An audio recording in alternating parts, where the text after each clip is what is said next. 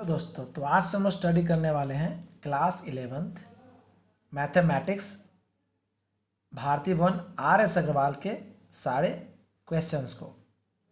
तो पहला चैप्टर आपका सेट्स है।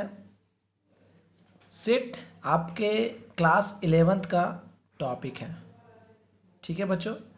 तो बिल्कुल मैं इसे वन बाय वन ख़त्म करूँगा, सारे क्वेश्चंस को मैं सॉल्व कराऊँगा टोटल भारती भवन का। उसके बाद एनसीईआरटी और स्टूडेंट फ्रेंड्स यानी केसी सिन्हा। तो अगर आप वीडियो पर नए हो तो चैनल को लाइक सब्सक्राइब कर दें और नोटिफिकेशन बेल दबा देना है। चलिए स्टार्ट करते हैं। इंट्रोडक्शन। सबसे पहले जानते हैं सेट्स के बारे में कि सेट होते क्या हैं। ऐसे a well defined collection of objects is called a set.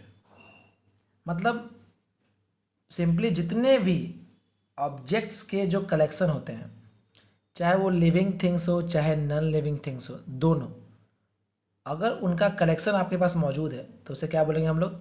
Set कहेंगे, ठीक है। अब एग्जाम्पल फर्स्ट समझते हैं।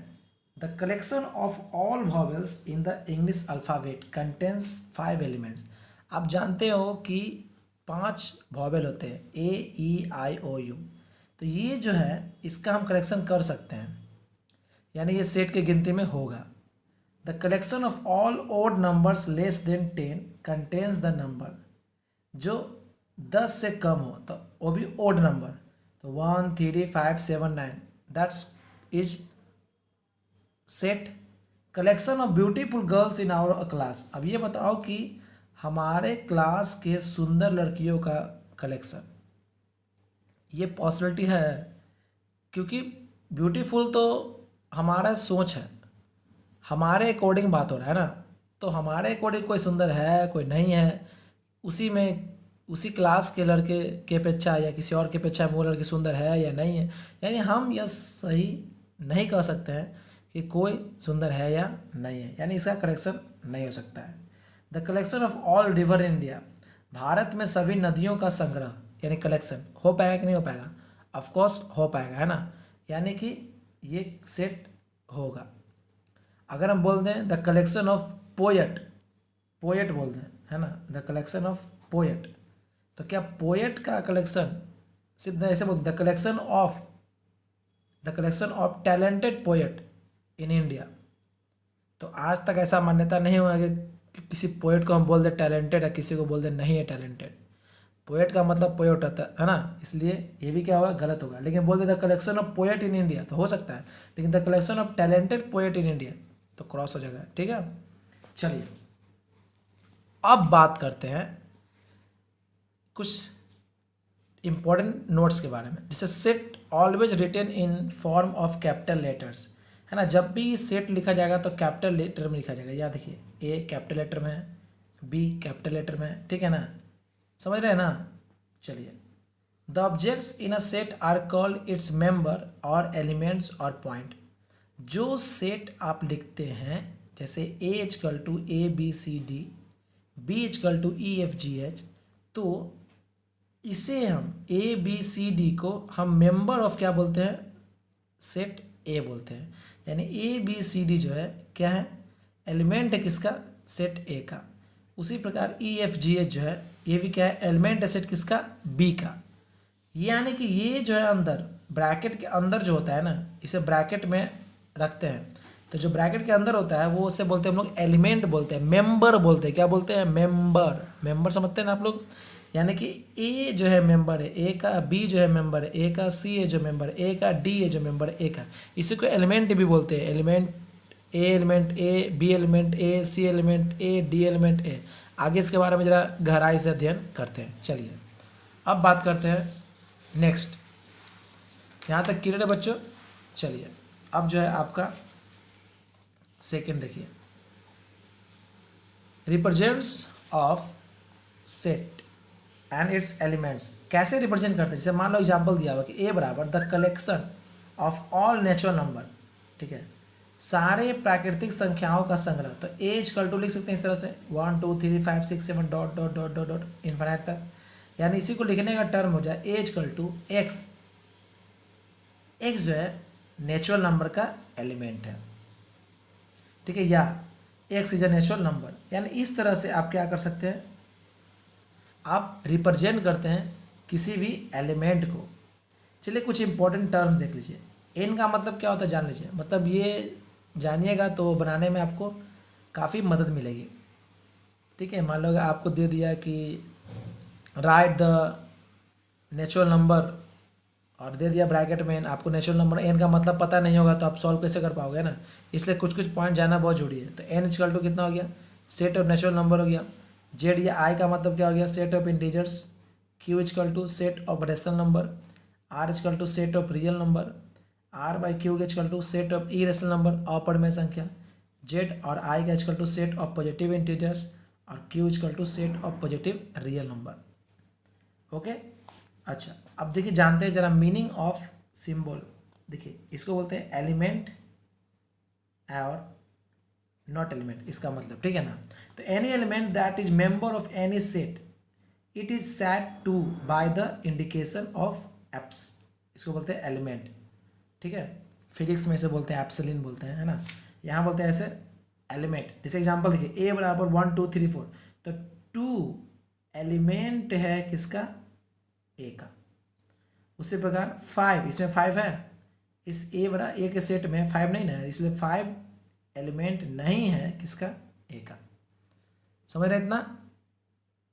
उसी प्रकार बोलते हैं क्या कि 3 एलिमेंट है, तो एलिमेंट है किसका, a का।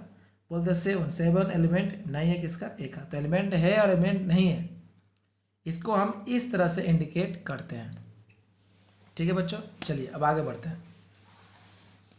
अगला टॉपिक जो आपका है, हाउ टू डिस्क्राइब और स्पेसिफाई अ सेट। कैसे आप किसी को डिस्क्राइब कीजिएगा, है ना। तो there are 2 method of describing a set. Set को डिफाइन करने का 2 मेथड है। पहला है रोस्टर फॉर्म और टेबुलर फॉर्म। रोस्टर फॉर्म का मतलब समझ लीजिए, under this method we list all the members of the set within brackets. जो भी आपको सेट लिखना होगा आपको ब्रैकेट के अंदर लिखना होगा। जैसे में देखिए क्वेश्चन बोल दिया कि a बराबर set of all factors of 24, मतलब 24 का जो भी फैक्टर होता है उस सब को सेट के फॉर्म में लिखिए। तो a इक्वल टू 1 2 3 4 6 8 12 24, ये सब क्या है, 24 का फैक्टर है, लिख दिए, ब्रैकेट में बंद कर दिए। सेकंड देखिए, set of all month having 13 days, मतलब वो ऐसे महीने जिसके 30 दिन होते हैं। तो कौन कौन होते हैं, अप्रैल जून सितंबर नवंबर, और इसको ब्रैकेट दे दिए, मिडिल ब्रैकेट बोलते हैं, हिंदी में मंथली ब्रैकेट है ना, दे देना है। तो ये आप सेट को रिप्रेजेंट करने का तरीका हुआ। ये पहला हो गया रोस्टर फॉर्म और टेबुलर फॉर्म। सेकंड समझते हैं, सेकंड आपका set builder form. Under this method of describing a set we list the property और property satisfied by all the elements of the set.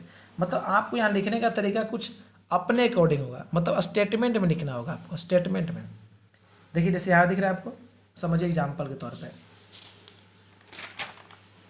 यहाँ देखिए दिख रहा है आपको, write the set A equal to 1 2 3 4 5 6 7 in the set builder form.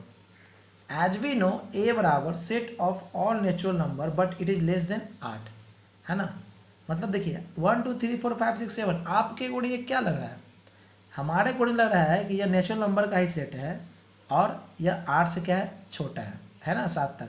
या इसको ऐसे लिख सकते हैं हम लोग as a set builder form में, ऐसे लिखेंगे कि एक्स जो है नेचुरल नंबर का एलिमेंट है एंड एक्स 8 से क्या है, छोटा है। यही सब ए का फंडामेंटल है, ठीक है।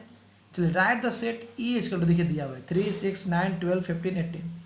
इसके अकॉर्डिंग आपको क्या लग रहा है, ये लग रहा है ना कि इन द सेट बिल्डर फॉर्म है, इसको बदलना है। It is the multiple of 3, ये 3 का मल्टीपल है। जैसे में देखिए 3 × 1 है, 3 दूनी 6 3 3 9 3 4 12 3 5 15 3 4 18, है ना, इस तरह से, ठीक है ना। 3 1 जा 3 2 जा 3 जा 3 4 जा 3 5 जा 3 6 जा, ऐसे करके इस प्रकार सेट बिल्डर फॉर्म लिखेंगे क्या कि एक्स इक्वल टू 3n, यानी मल्टीपल ऑफ 3n है नेचुरल नंबर 3 का, where n natural number element है n का, ठीक है। चलिए एग्जाम्पल और समझते हैं। देखिए मान लो थर्ड एग्जाम्पल आपको मैं देता हूँ। थर्ड एग्जाम्पल मैंने दिया आपको कि f इक्वल टू दिया हुआ इस तरह से 1 4, ठीक है, 9 16 25, इस तरह से दिया हुआ है। आपको ये देखने में लग रहा है कुछ? ये देखिए किस तरह से लिखेंगे इसको। अगर सेट बिल्डर फॉर्म लिखना होगा तो हमको कि F equal to it is the square of, है ना, नेचुरल नंबर हो गया, ठीक है। और एफ इक्वल टू हो जाएगा सेट बिल्डर फॉर्म में एक्स इक्वल टू क्या हो जाएगा, एन का स्क्वायर, है ना, इस तरह से वेयर कहाँ 25 तक है, यानी कि एन क्या होगा, लेस होगा कितना से, 6 से, हो गया, ठीक है। मतलब जो आपको लिखा होगा है, आपको क्या फीलिंग आया आपके अकॉर्डिंग लिखने का, है ना, वो उसे क्या कीजिए, अपने शब्दों में एक्सप्रेस कीजिए। तो हम इस चैप्टर को पूरे बारीकी से 1 बाय 1 सॉल्व करके मैं आपको बताऊंगा। तो अगले नोटिफिकेशन पाने के लिए आपको सब्सक्राइब करना बहुत ही ज़रूरी है। तो सब्सक्राइब करके जाओ भैया, क्योंकि पैसा तो हम ले नहीं रहे हैं, ठीक है। चलिए, इतना कम से हमारा हक बनता है भाई, है ना, काफ़ी मेहनत लगता है।